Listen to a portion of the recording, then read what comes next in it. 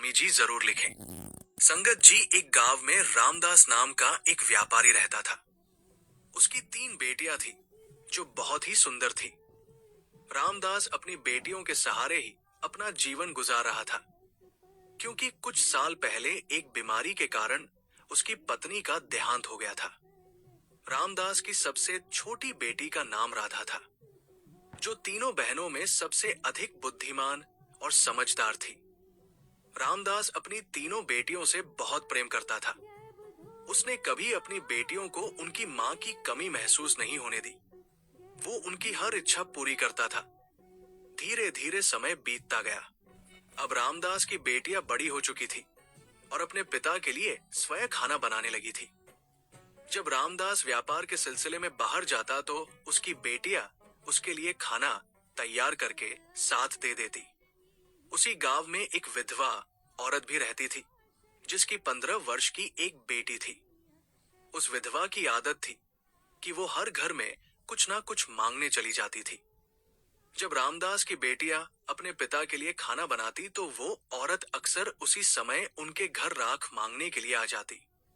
लेकिन रामदास की सबसे छोटी बेटी राधा को वो विधवा औरत बिल्कुल भी अच्छी नहीं लगती थी। जब भी वो औरत उनके घर आती तो राधा अपनी बहनों से कहती, ये औरत हमारे घर क्यों आती है? ये औरत बिल्कुल भी अच्छी नहीं है। दोनों बड़ी बहनें राधा को समझाती, देखो, ये विधवा औरत है और गरीब है। अगर हमारे घर से राख ले जाती है तो इसमें तुम्हारा क्या नुकसान है? राधा उनकी बातें सुनकर चुप हो जाती, लेकिन फिर कहती, देख लेना, ये औरत एक ना एक दिन हम सबके लिए मुसीबत खड़ी करेगी। ये सिलसिला यूं ही चलता रहा। वो औरत रोज उनके घर से राख लेने आती और मौका पाकर रामदास के खाने में उसे मिला देती। रामदास ने जब अपने खाने में खराबी महसूस की तो उसने सोचा कि शायद उसकी छोटी बेटियां खाना बनाती है, इसलिए उनसे कोई गलती हो जाती होगी। वो अपनी बेटियों से बहुत प्रेम करता था और ये समझ नहीं पा रहा था कि उसकी बेटियां उसका खाना क्यों खराब कर रही है। फिर एक दिन रामदास ने सोचा, आज मैं अपनी बेटियों पर नजर रखूंगा। आखिर मेरी बेटियां अचानक मेरे खाने को क्यों खराब करने लगी है? जब बेटियां खाना बनाने लगी तो वो छुपकर उन्हें देखने लगा। बड़ी बेटी साफ पानी से चावल धो रही थी, मझली बेटी सब्जी बना रही थी और सबसे छोटी बेटी राधा बर्तन साफ कर रही थी, जिन बर्तनों में खाना डाला जाना था। कुछ ही देर में खाना पककर तैयार हो गया। खाने में कोई खराबी नहीं थी। रामदास परेशान था, लेकिन फिर अचानक उसने जो देखा, उसके पैरों तले जमीन खिसक गई। उसने देखा कि वही विधवा औरत उनके घर राख लेने आई थी और उसकी छोटी बेटी राधा उससे बहस कर रही थी। वही दूसरी बहनें राधा को समझा रही थी, कोई बात नहीं राधा, ये विधवा औरत है, इसे राख लेने दो। लेकिन उस विधवा औरत ने राख लेने के बहाने नजरें बचाकर रामदास के खाने में राख मिला दी और सारा खाना खराब कर दिया। ये देखकर रामदास को बहुत क्रोध आया। अगले दिन रामदास ने उस विधवा औरत को अपने घर बुलाया और क्रोध में पूछा, तुम्हारी हिम्मत कैसे हुई मेरा खाना खराब करने की? वो औरत बड़े नाटकीय अंदाज में रामदास के पास आई और उसे फुसलाते हुए कहने लगी, अरे मैं तो ये देख रही थी कि तुम सच में अपनी बेटियों से प्रेम करते हो या नहीं। खाना खराब होने पर तुम उन्हें डांटते हो या नहीं। लेकिन तुम तो बहुत अच्छे इंसान निकले, अपनी बेटियों से बहुत प्रेम करने वाले। तुमने तो मेरी चाल तुरंत पकड़ ली। अब मुझे विश्वास हो गया है कि तुम अपनी बेटियों से बहुत प्रेम करते हो। आगे ऐसा कुछ नहीं होगा। रामदास उसकी चिकनी चुपड़ी बातों और नाटक पर विश्वास कर बैठा, क्योंकि वो विधवा औरत दिखने में सुंदर थी। उसके व्यवहार से प्रभावित होकर उसने कुछ भी कहने की बजाय उसे अपनी पत्नी बनाने का निर्णय कर लिया। कुछ ही दिनों में उसने अपनी बेटियों की अनुमति के बिना उस विधवा औरत से विवाह कर लिया और उसे अपने घर ले आया। विवाह के कुछ ही दिनों बाद वो विधवा औरत रामदास की तीनों बेटियों से बहुत घृणा करने लगी। वो चाहती थी कि किसी तरह रामदास की बेटियां इस घर से निकल जाएं। उसने उन्हें घर से निकालने के लिए कई तरह की योजनाएं बनानी शुरू कर दी। वो सोचती थी कि यदि बेटियां घर से चली जाएंगी तो वो और उसकी अपनी बेटी आराम से ऐश की जिंदगी जी सकेंगी। साथ ही रामदास का पूरा ध्यान केवल उसकी और उसकी बेटी पर रहेगा। उसकी बेटी हमेशा कीमती वस्त्र पहनकर घूमती थी, जिससे वो आधुनिक लगती थी। लेकिन सौतेली माँ ने रामदास की तीनों बेटियों को घर का सारा काम करने पर मजबूर कर दिया। वो उन्हें पेट भर भोजन भी नहीं देती थी और धीरे धीरे उनकी अन्य आवश्यकताओं को भी कम कर दिया। तीनों बहनें हर समय दुखी रहने लगी।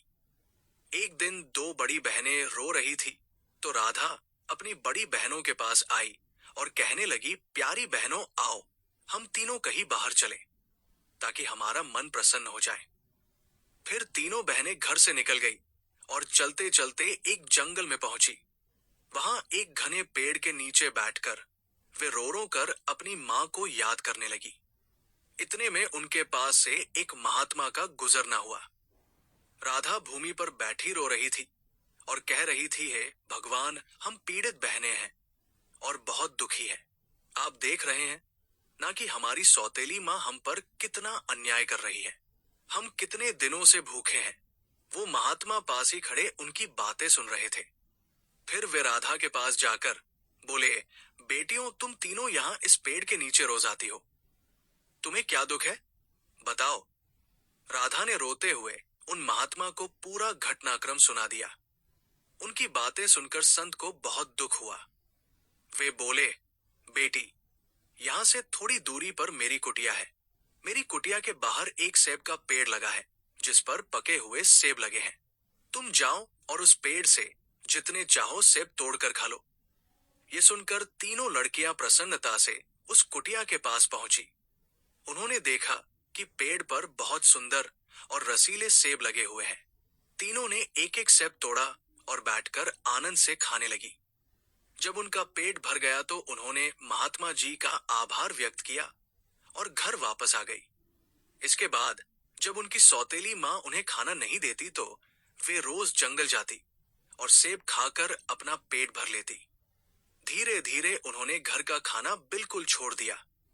अब सौतेली माँ सोचने लगी, मैं इन लड़कियों को खाने को कुछ नहीं देती, उनसे इतना काम करवाती हूँ, उन्हें जलील करती हूँ, फिर भी इनके चेहरे पर एक अजीब सी चमक है। इनमें से कोई बीमार भी नहीं पड़ती, बल्कि इनकी खूबसूरती बढ़ती जा रही है। मेरी बेटी, जिसे मैं इतना अच्छा खाना देती हूँ, वो इनके आगे बदसूरत लगती है। अगले दिन जब वे लड़कियां जंगल की तरफ गई, तो सौतेली माँ ने अपनी बेटी को उनका पीछा करने भेज दिया। जब तीनों लड़कियां सेब तोड़कर खा रही थी, तो राधा ने अपनी सौतेली बहन को देख लिया। उसने बाकी बहनों से कहा, ये लड़की हमारा पीछा कर रही है, मैं इसे यहां से भगा देती हूँ। अगर ये सब कुछ अपनी माँ को बता देगी तो हमारे लिए परेशानी बन जाएगी। लेकिन बड़ी बहनों ने कहा, तुम कैसी बातें कर रही हो, ये बेचारी बेकसूर है। फिर उन्होंने अपनी सौतेली बहन को पास बिठाया और उसे एक सेब दे दिया, मगर सौतेली बहन ने सेब नहीं खाया और जल्दी से अपनी माँ के पास जाकर कहने लगी, माँ, वे लड़कियां भूखी नहीं रहती, वे तो जंगल में एक पेड़ से सेब तोड़कर खा लेती है। उसी पेड़ के पास एक महात्मा भी साधना कर रहे थे, लेकिन उन्होंने भी उन्हें रोकने की कोशिश नहीं की। ये सुनकर सौतेली माँ को बहुत गुस्सा आया। वो सोचने लगी, मैं इन लड़कियों को सेब खाने से कैसे रोकूं? पूरा दिन वो इसी सोच में गुस्से में बैठी रही। शाम को जब रामदास काम से घर वापस आया और अपनी बीवी को परेशान देखा तो उसने पूछा, क्या हुआ, तुम उदास क्यों बैठी हो? वो बोली, मेरे सिर में बहुत तेज दर्द है और ये किसी दवा से ठीक नहीं होगा। रामदास ने चिंतित होकर पूछा, तो फिर कैसे ठीक होगा? वो तुरंत बोली, जंगल में एक सेब का पेड़ है जिस पर लाल लाल सेब लगे हैं। अगर तुम उस पेड़ को जड़ से कटवा दो और उसकी जड़ें उबालकर दवा बना लो, फिर मेरे माथे पर लगा दो, तो मेरा सिर दर्द ठीक हो सकता है। रामदास ने कहा, बस इतनी सी बात। फिर उसने कुछ आदमियों को बुलाया और पैसे देकर कहा, जंगल में एक सेब का पेड़ है, उसे जड़ से उखाड़कर उसकी जड़ें मेरे पास ले आओ। कुछ ही घंटों में वे आदमी पेड़ को जड़ से उखाड़कर उसकी जड़ें रामदास के पास ले आए। रामदास ने जल्दी से आग जलाई और उन जड़ों से दवा बनाकर अपनी बीवी के माथे पर लगा दी। थोड़ी ही देर में उसकी बीवी कहने लगी, अब मुझे आराम मिल रहा है। संगत जी अगले दिन जब तीनों बहनें जंगल गई तो उन्होंने देखा कि सेब का पेड़ किसी ने जड़ से उखाड़ दिया था। ये देखकर वे बहुत परेशान हो गई और सोचने लगी, अब हम क्या खाएंगे। तभी वे तीनों वहीं बैठकर रोने लगी। उनके रोने की आवाज सुनकर महात्मा जी अपनी झोपड़ी से बाहर आए। वे समझ गए कि लड़कियां क्यों रो रही हैं। वे बोले, बेटियों, इसमें रोने की क्या बात है, भगवान तुम्हें इससे भी बेहतर कुछ देंगे। आगे महात्मा जी बोले, चिंता मत करो, मेरे पास एक गाय है जो सुबह शाम दूध देती है। तुम तीनों बहनें उस गाय का दूध पीकर अपना पेट भर लिया करना। इसके बाद उन्होंने उन लड़कियों को एक मिट्टी का प्याला दिया और कहा, ये लो, जितना मर्जी हो दूध पियो। ये सब देखकर लड़कियां बहुत खुश हुई और मिट्टी के प्याले में दूध भरकर पीने लगी। जब उनका पेट भर गया तो उन्होंने महात्मा जी का शुक्रिया अदा किया और घर वापस आ गई।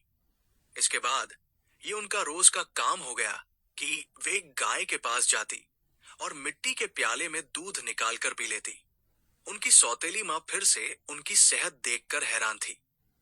फिर उसने अपनी बेटी को बुलाया और कहा, मैं तो जंगल से सेब के पेड़ का नामो निशान मिटवा दिया था, फिर भी इन लड़कियों की सेहत पर कोई असर नहीं पड़ा। मैं तो इन्हें पेट भर खाना भी नहीं देती, फिर भी ये इतनी तंदुरुस्त कैसे हैं? फिर उसने अपनी बेटी से कहा, जाओ इनका पीछा करो और पता लगाओ कि ये क्या खाती है। वो लड़की फिर से अपनी बहनों का पीछा करते हुए जंगल में गई। जब तीनों मिट्टी के प्याले से दूध पी रही थी तो राधा ने पीछे मुड़कर देखा और अपनी सौतेली बहन को चुपचाप खड़ा पाया। उसने अपनी बहनों से कहा, देखो, ये लड़की फिर हमारा पीछा कर रही है। जल्दी उठो और इसे यहां से भेजो, वरना ये घर जाकर सब बता देगी और फिर घर में हंगामा खड़ा हो जाएगा। लेकिन राधा की बड़ी बहनों ने उसे डांटते हुए कहा, तुम्हारा आखिर मतलब क्या है? माना कि हमारी सौतेली माँ हम पर जुल्म करती है, लेकिन इसमें इस बेचारी का क्या कसूर? राधा ये सुनकर चुप हो गई। इसके बाद तीनों ने अपनी सौतेली बहन को अपने पास बिठाया और मिट्टी के प्याले में दूध भरकर उसे दिया। उस लड़की ने दूध पिया और जल्दी से अपनी माँ के पास पहुंचकर गाय और दूध वाली पूरी बात बता दी। सौतेली माँ को यह सुनकर बहुत गुस्सा आया। उसने अपने गांव के कुछ आदमियों को बुलाया और कहा, जितने पैसे चाहो मैं तुम्हें दूंगी, लेकिन तुम्हें जंगल में जाना होगा। वहां एक महात्मा की झोपड़ी और गाय है। तुम्हें उस झोपड़ी को गिराना है और उस गाय को वहां से कहीं दूर भगा देना है, जहां से वो लौटकर वापस ना आ सके। बदले में तुम्हें बहुत पैसा मिलेगा। कुछ ही देर में वे लोग उसकी मर्जी के मुताबिक सब कुछ करके लौट आए। अब वो औरत बहुत खुश थी। अगले दिन जब तीनों बहनें जंगल में गई तो उन्होंने देखा कि वहां ना तो गाय है और ना ही संत की झोपड़ी। ये देखकर वे पहाड़ जैसा दुख महसूस करने लगी। वे वहीं बैठकर रोने लगी और भूखी प्यासी अपने घर लौट आई। उनकी सौतेली माँ ये देखकर बहुत सुकून महसूस कर रही थी। एक दिन वो फिर बीमारी का बहाना बनाकर लेट गई। शाम को जब रामदास घर आया तो अपनी पत्नी को बीमार देखकर बहुत दुखी हो गया। उदास मन के साथ अपनी पत्नी से बोला, भाग्यवान, तुम चिंता मत करो, चाहे मेरा सब कुछ बिक जाए, लेकिन मैं तुम्हें कुछ नहीं होने दूंगा। तुम्हारा इलाज सबसे अच्छे वैद्य से करवाऊंगा। लेकिन उसकी बीवी कुछ और ही चालें चल रही थी। उसने कहा, आपको इतना कुछ करने की जरूरत नहीं है। मेरी जिंदगी बचाने के लिए बस एक छोटा सा काम करो। रामदास बोला, जल्दी बताओ क्या करना है, मैं वही करूंगा। उसकी बीवी बोली, तुम अपनी तीनों बेटियों का खून निकालकर मेरे हाथों और पैरों की हथेलियों पर मल दो, तभी मैं ठीक हो सकती हूं। ये सुनकर रामदास की आंखों में आंसू आ गए, क्योंकि वो अपनी बेटियों से बहुत प्यार करता था। वो चुपचाप कमरे से बाहर निकला और अपनी बेटियों को ढूंढने लगा, लेकिन बेटियां घर में नहीं थी। वो परेशान होकर उन्हें ढूंढते ढूंढते गांव के पुराने मंदिर पहुंचा। वहां उसने देखा कि उसकी तीनों बेटियां भगवान की मूर्ति के पास बैठकर रो रही है। ये देखकर रामदास का दिल कांप गया। एक तरफ उसकी बीवी की इच्छा थी और दूसरी तरफ उसकी बेटियों की जिंदगी। रामदास को समझ नहीं आ रहा था कि वो क्या करे। उसने सोचा कि उसकी बीवी उसकी बेटियों से कभी खुश नहीं होगी और बेटियां अपनी सौतेली मां के साथ खुश नहीं रहेंगी। इसलिए उसने फैसला किया कि वो अपनी बेटियों को कहीं दूर ले जाएगा। उसने अपनी बेटियों को गले लगाया और कहा, बेटियों, तुम क्यों इतना परेशान होती हो? मैं तुम्हें कहीं और ले चलता हूं। तीनों बेटियों को भूखा देखकर उसने बाजार से खाने का कुछ सामान लिया। फिर वो अपनी बेटियों को एक घने जंगल में ले गया। जब बेटियों ने पेट भरकर खाना खा लिया तो वे एक पेड़ के नीचे सो गई। रामदास ने अपनी बेटियों को वहीं सोते हुए छोड़ दिया और वहां से चला गया। उसके दिल में यही ख्याल था कि कम से कम उसकी बेटियां जिंदा तो रहेंगी और अपनी सौतेली मां के जुल्म से बची रहेंगी। घर जाते हुए रास्ते में उसने एक हिरण का शिकार किया और उसका खून लेकर अपनी बीवी को दे दिया। उसकी बीवी ने वो खून अपने हाथों और पैरों पर लगाया और खुश होकर कहा, अब मुझे आराम है। उसे यकीन हो गया कि रामदास ने अपनी बेटियों को मार दिया। दूसरी तरफ जब तीनों बहनें जागी तो उन्होंने देखा कि उनका पिता उन्हें छोड़कर जा चुका है। वे अपने पिता को पुकारने लगी। फिर जंगल में जंगली जानवरों की आवाजें सुनकर वे डर गई और रोने लगी। दोस्तों, संयोग से उसी जंगल में तीन दोस्त शिकार के लिए आए थे। जब वे शिकार करके लौटने लगे तो उनमें से एक दोस्त, जिसका नाम मोहन था, वो कहने लगा, दोस्तों, मुझे लगता है यहाँ कोई मुसीबत में है। क्या तुम लोग किसी के रोने की आवाज नहीं सुन रहे? मुझे तो किसी के रोने की आवाज आ रही है। चलो जल्दी से देखते हैं, शायद किसी को हमारी मदद की जरूरत हो। फिर तीनों दोस्त आवाज की दिशा में चल पड़े। आगे जाकर उन्होंने देखा कि तीन खूबसूरत लड़कियां बैठी हुई रो रही है। मोहन आगे बढ़ा और उनसे पूछने लगा, तुम यहाँ अकेली क्या कर रही हो और इतना रो क्यों रही हो? फिर राधा ने मोहन को अपनी पूरी कहानी सुना दी। लड़कों को उन पर बड़ा तरस आया। वे आपस में कहने लगे, क्यों ना हम इन लड़कियों से शादी कर लें। इन्हें एक छत मिल जाएगी और हमारी जिंदगी भी सुकून से गुजरने लगेगी। फिर उन तीनों लड़कों ने उन तीनों लड़कियों से शादी कर ली। राधा की शादी मोहन के साथ हो गई। संयोग से उन तीनों दोस्तों के घर पास पास थे। तीनों बहनें खुशी खुशी अपने अपने घरों में रहने लगी। एक साल के बाद राधा के घर में एक बेटे का जन्म हुआ। ये देखकर मोहन के दोस्त और राधा की बहनें बहुत खुश हुई। धीरे धीरे राधा का बेटा 3 साल का हो गया। एक दिन मोहन ने अपने दोस्तों से कहा, मेरा आज जंगल में शिकार करने का मन हो रहा है, चलो शिकार पर चलते हैं। लेकिन उसके दोस्तों ने मना कर दिया और कहा, हमें तो किसी जरूरी काम से जाना है, हम तुम्हारे साथ जंगल नहीं जा सकते। फिर मोहन ने राधा से इजाजत ली और अकेला ही जंगल में शिकार के लिए चला गया। लेकिन इसके बाद कई दिन गुजर गए और मोहन घर वापस नहीं आया। राधा बहुत परेशान हो गई। उसकी बहनें भी उसकी चिंता देखकर चिंतित हो गई। मोहन के दोस्तों ने राधा को तसल्ली देते हुए कहा, तुम चिंता मत करो, हम मोहन को ढूंढकर जरूर वापस लाएंगे। लेकिन पता नहीं क्यों जब मोहन के दोस्त उसे ढूंढने जंगल गए तो वे भी वापस नहीं लौटे। अब उन तीनों बहनों पर एक बार फिर से दुखों का पहाड़ टूट पड़ा।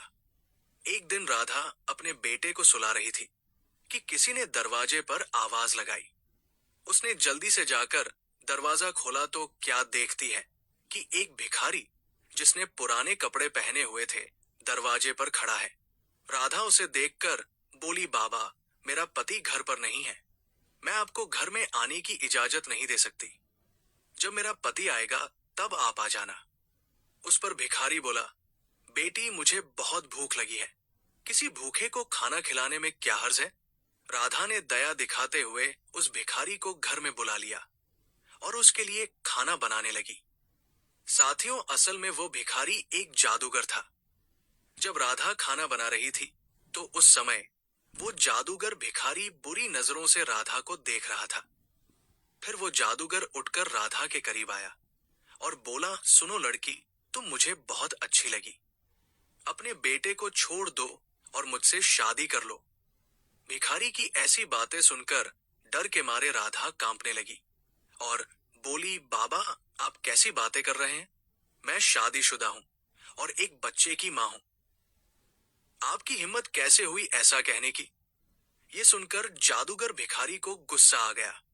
उसने अपने जादू से राधा को बकरी बना दिया और उसके गले में रस्सी डालकर खींचते हुए ले जाने लगा। इधर राधा का बेटा जोर जोर से रो रहा था। राधा की बहनों ने जब उसके बेटे के रोने की आवाज सुनी तो वे भागती हुई उसके घर आई।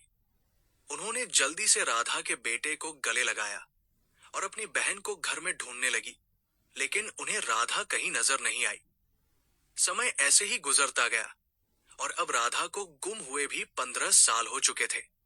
इस दौरान राधा का बेटा जवान हो चुका था और राधा की दोनों बहनों ने मिलकर उसे पाला था।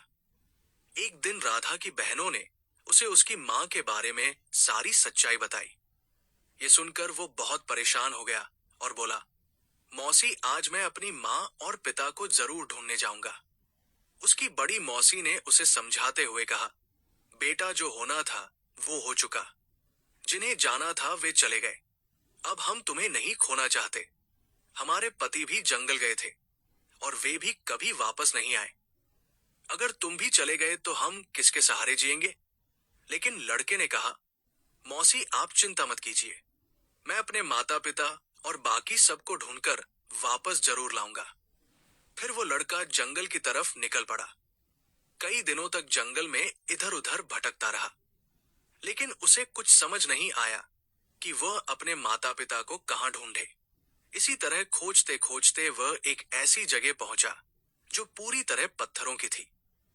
वहां उसने पत्थर की इमारतें देखी और एक सुंदर छोटा सा पत्थर का घर देखा। वो ध्यान से उस घर को देख रहा था कि तभी उस घर से एक वृद्ध संत बाहर आए और बोले, बेटा, तुम यहाँ नए लगते हो। तुम्हें इस खतरनाक जगह में आने की क्या आवश्यकता थी? लड़के ने उत्तर दिया, बाबा जी, मैं अपने माता पिता और अपने घर वालों को खोजने के लिए यहाँ आया हूँ। मेरी माँ को एक जादूगर बकरी बनाकर अपने साथ ले गया था। उस लड़के की बातें सुनकर वो वृद्ध संत बोले, बेटा, ये क्षेत्र एक बहुत बड़े जादूगर का है। वो बहुत शक्तिशाली है। जो भी उससे टकराता है या तो वो उसका अपमान करता है या उसे पत्थर का बना देता है। ये जो तुम अपने आसपास पत्थर देख रहे हो, ये भी कभी मनुष्य थे। जादूगर ने इन्हें पत्थर बना दिया। कुछ वर्ष पहले यहाँ एक युवक आया था। उसके बाद उसके पीछे 2 और युवक आए। जादूगर ने उन्हें पेड़ और पत्थर में बदल दिया और उसने एक पवित्र निष्ठावान लड़की को भी 15 वर्षों से बंदी बना रखा है। वो जादूगर उस लड़की से विवाह करना चाहता है, लेकिन वो लड़की किसी भी तरह मान नहीं रही।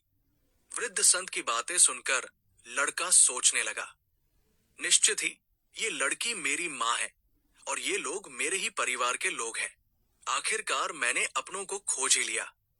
इसके बाद लड़के ने वृद्ध संत को अपनी पूरी कहानी सुनाई और कहा, बाबा जी, कृपया आप मेरी मदद करें। इन असहाय लोगों को बचाने का कोई उपाय बताएं। दोस्तों, वृद्ध संत, जिनकी झोपड़ी को कभी राधा की सौतेली माता ने जला दिया था, मुस्कुराए और बोले, बेटा, परमात्मा हमेशा नेक दिल वालों की मदद करता है। तुम्हें हिम्मत नहीं हारनी चाहिए। वृद्ध संत विवश होकर इस खतरनाक क्षेत्र में आकर रहने लगे थे। उन्होंने लड़के को वचन दिया, मैं तुम्हारा साथ अवश्य दूंगा। वृद्ध संत सोचने लगे, क्या पता इस लड़के की मां को मुक्त कराने से बाकी बंदियों को भी जादूगर की कैद से मुक्ति मिल जाए। फिर वृद्ध संत ने बाकी गांव वालों को बताया, ये मेरा पोता है जो दूसरे गांव से मुझसे मिलने आया है। जब जादूगर को संदेह हुआ कि गांव में कोई नया लड़का आया है, तो वो तुरंत वृद्ध संत के पास पहुंचा और पूछने लगा, ये कौन है? वृद्ध संत ने उत्तर दिया, ये मेरा पोता है। इस प्रकार जादूगर और लड़के की भेंट हुई। लड़का अपनी पहचान छिपाकर जादूगर से मिलने लगा।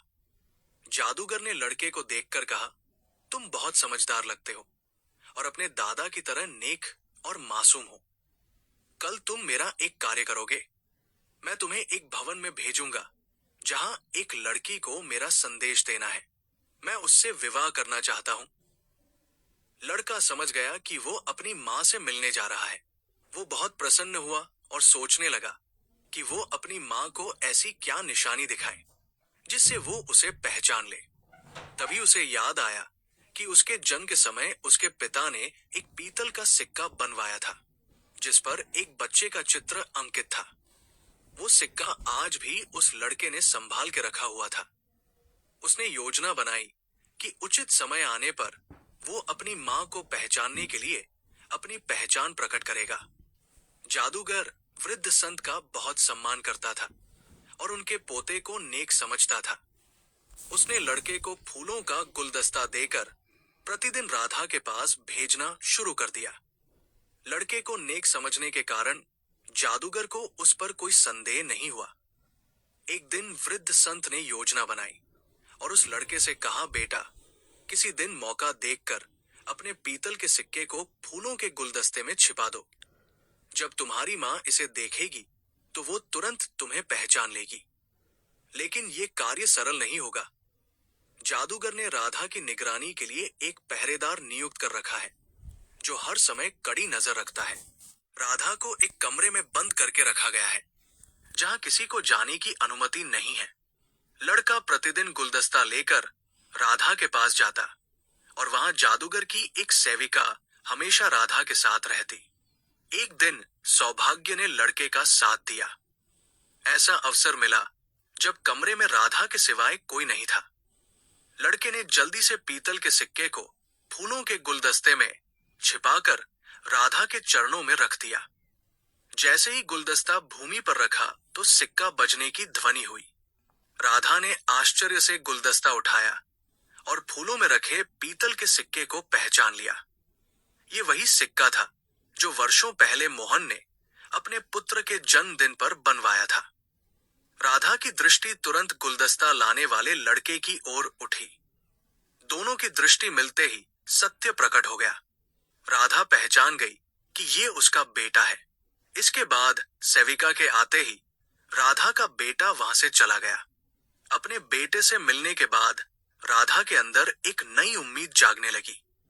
जादूगर ने राधा को बंदी बना रखा था, लेकिन उसका बेटा अपनी माँ को मुक्त कराने की योजना बनाने लगा। उसने अपनी माँ राधा के लिए एक पत्र लिखा और उसे संभाल के रख लिया। अगले दिन वो फूलों का गुलदस्ता लेकर गया और राधा के पास रखकर चला आया। जब राधा की सेविका वहां से गई तो राधा उस गुलदस्ते को देखने लगी। उसे उसमें एक पत्र मिला। राधा उत्सुकता से उस पत्र को खोलकर पढ़ने लगी। पत्र में लिखा था, माँ, आप जादूगर से विवाह का झूठा नाटक कीजिए और उससे उसकी शक्तियों का रहस्य निकलवा लीजिए। धीरे धीरे राधा ने जादूगर से विवाह के लिए स्वीकृति दे दी और उसकी शक्ति का रहस्य जानने की कोशिश करने लगी। एक दिन वो अपनी योजना में कामयाब हुई और उसने जादूगर से उसकी शक्तियों का रहस्य निकलवा लिया। जादूगर ने बताया कि उसकी प्राण शक्ति एक तोते में है जो एक पिंजरे में बंद है और एक घने जंगल में पेड़ के नीचे खड़ी सुरक्षा में रखा गया है। फिर राधा ने यह रहस्य अपने बेटे को बताया, लेकिन उसे खतरे से बचाने के लिए जाने से मना किया। फिर भी बेटे ने अपनी माँ को विश्वास दिलाया कि वो सफल होकर लौटेगा। अब कई दिनों के परिश्रम के बाद वो जंगल में पहुंचा।